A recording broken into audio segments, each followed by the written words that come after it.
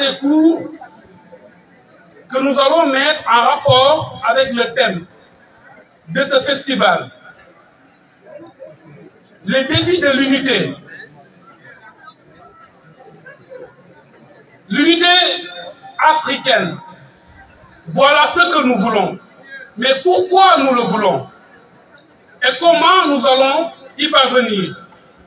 Je vais centrer mon message sur le comment. Et je pense que nous n'avons pas besoin de nouvelles théories.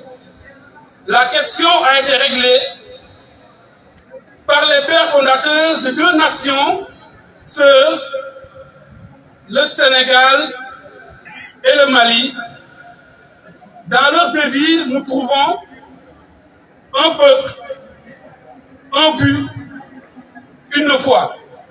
Voilà le chemin qu'il faut suivre pour avoir l'unité africaine. Il nous faut savoir que nous sommes un peuple sénégalais, ivoirien, béninois, malien, guinéen. Nous sommes un peuple. C'est important qu'on se le rappelle. Ce n'est pas parce que l'histoire a fait que la colonisation a eu lieu et que nous sommes séparés en nations que nous ne sommes pas un peuple. Qu'est-ce qui fait un peuple? Un peuple se reconnaît par l'histoire, la souffrance. Nous avons vécu la même souffrance de l'esclavage, la même souffrance de la colonisation, la même souffrance du néocolonialisme, la même souffrance de la domination des autres. Et tout cela fait que nous, Africains, nous sommes un peuple, quel que soit l'endroit où nous sommes dans le monde. Comprendre cela est beaucoup plus important que de demander à nos leaders, aux dirigeants africains de s'unir. Parce que eux, s'ils décident de se réunir dans une chambre et de signer la charte de l'unité africaine et que les peuples eux-mêmes ne sentent pas qu'ils sont un peuple, cela ne marchera pas. Donc le premier défi, c'est nous, à travers la culture, à travers ces festivals, à travers tout ce qui est culturel, parce que nous le pouvons et nous devons le réclamer. Nous n'avons pas à se demander si cela est possible ou si cela va prendre beaucoup de temps. C'est notre ambition, c'est notre objectif et chacun a le droit d'avoir de l'ambition. Et je veux et nous voulons que nous, Africains, que nous ayons cette ambition. Si le grand Cheikh Anta Diop s'est battu pour nous rappeler notre histoire, pour nous rappeler la grandeur de l'Afrique noire, c'est pour nous dire que vous avez des ancêtres qui ont pu faire ça, qui ont déjà fait ça, qui ont déjà dirigé le monde. Donc vous, enfants d'Afrique, ayez les mêmes ambitions, quel que soit le temps que cela va prendre. Et une fois que l'objectif sera atteint, il faudra donner cet objectif à nos enfants, leur dire que personne dans ce monde ne mérite mieux de diriger, d'imposer sa vision que les Africains. Une fois qu'on a compris que nous sommes un peuple, une fois que nous sommes clairs avec nous-mêmes dans notre objectif de remettre l'Afrique au sommet du monde, ce qui va rester, c'est de le croire, avoir foi à ce que nous avons compris, avoir foi à notre projet.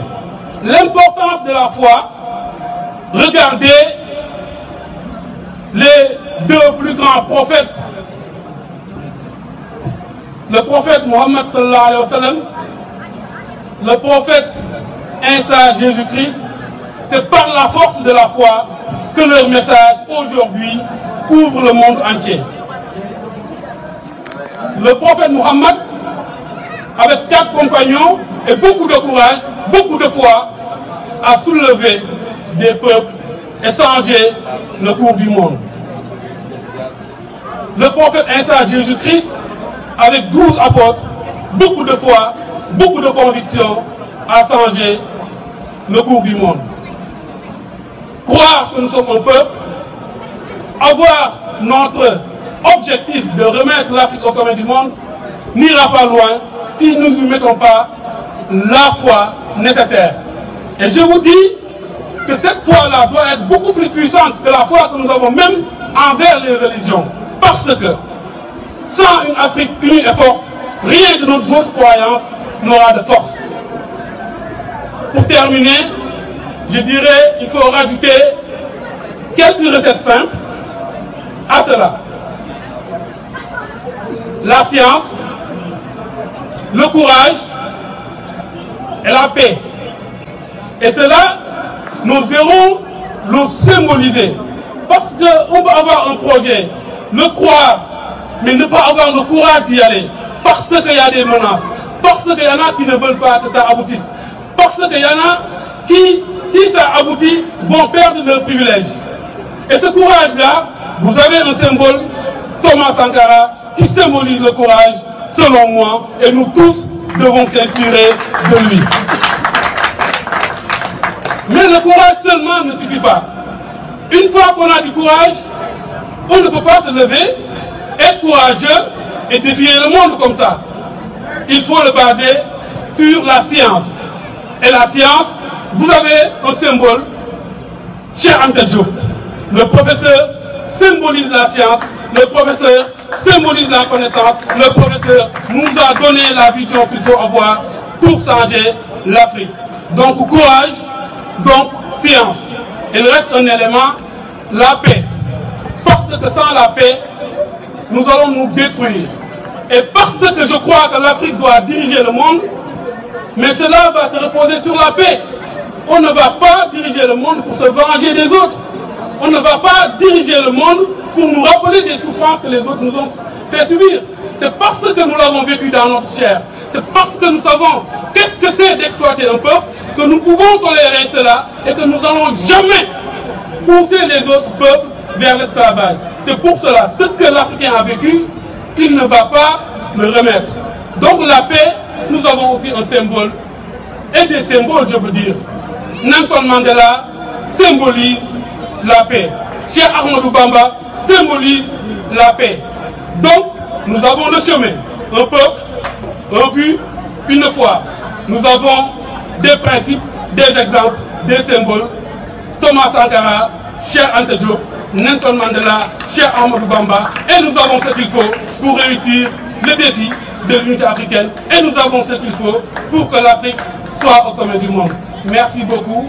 Je vous remercie tous et j'espère que ce festival puisse être l'élément central pour réveiller l'unité africaine que nous voulons tant. Merci beaucoup.